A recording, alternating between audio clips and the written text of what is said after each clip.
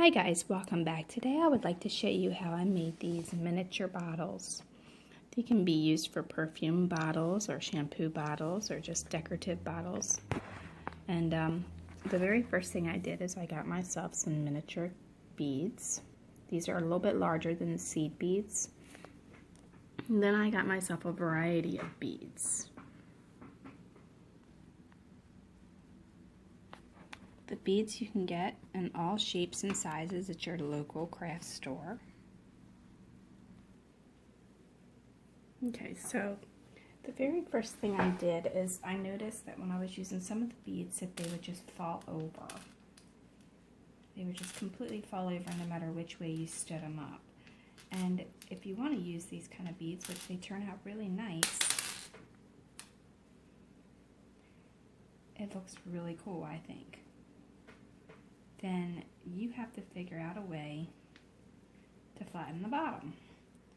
So what I did was, and I don't recommend you doing this unless you know what you're doing and you take full responsibility of your actions, is I took a lighter and I heated up the bottom just a little bit. Then I put it on my glass table, which is a pretty durable glass tabletop, and I flattened it. And then there you go. It stands up.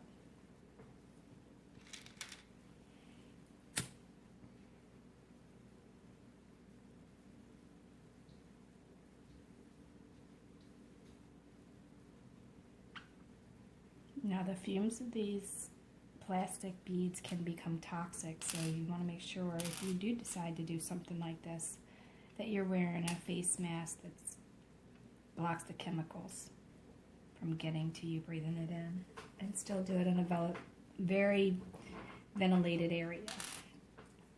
Okay, so that's basically all I did to all of the bottoms of these beads.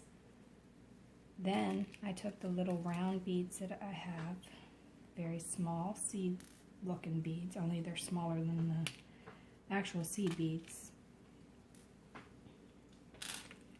And I took some E6000.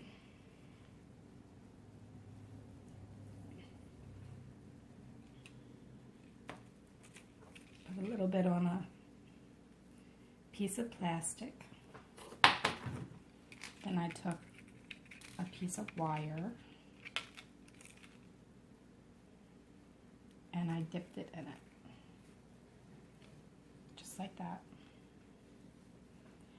And then I put the inside of there and on the top of it,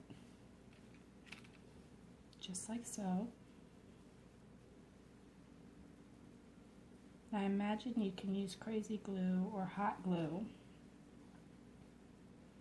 but this stuff is pretty strong and durable.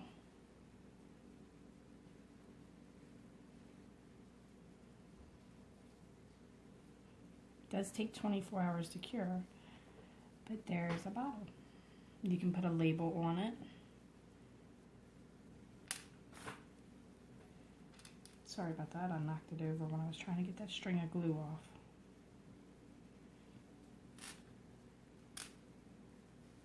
And now it's sticking to my fingers.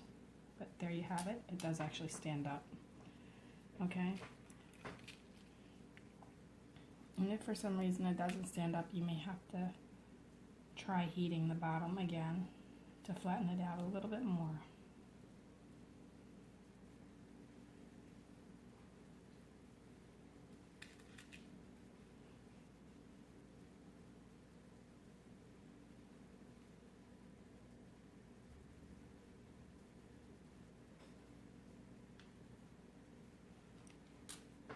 Okay, and that's it. Now, excuse me. Now, if you're doing any kind of beads that are small, obviously you want to be very cautious if you decide to try this on your own. However, I don't recommend you trying it unless you know what you're doing, because you could hurt yourself.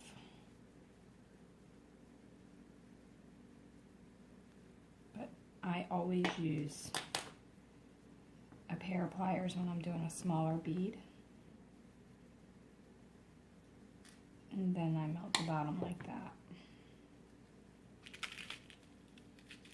I don't want to burn myself.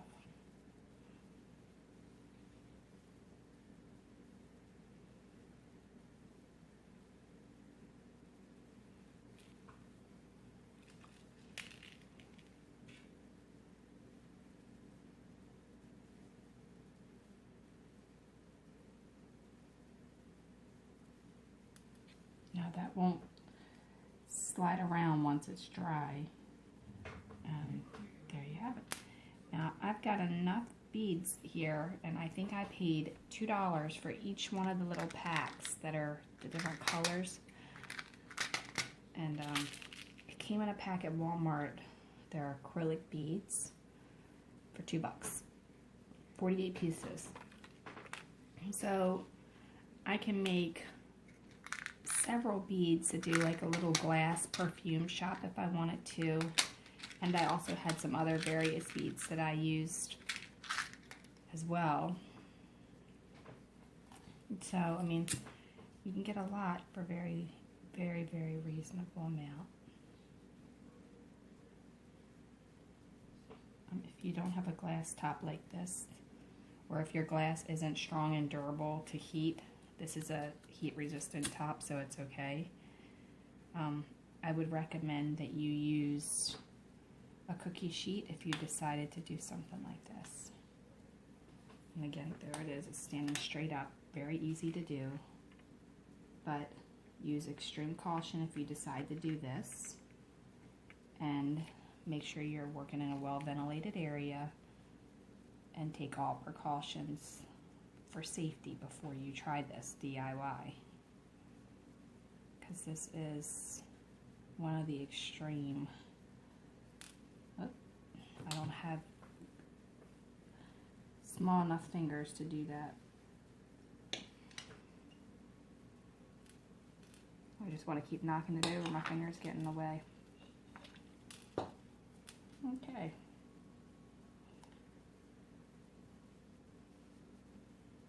There we go.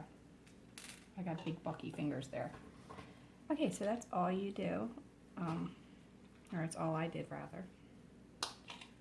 To make these glass containers.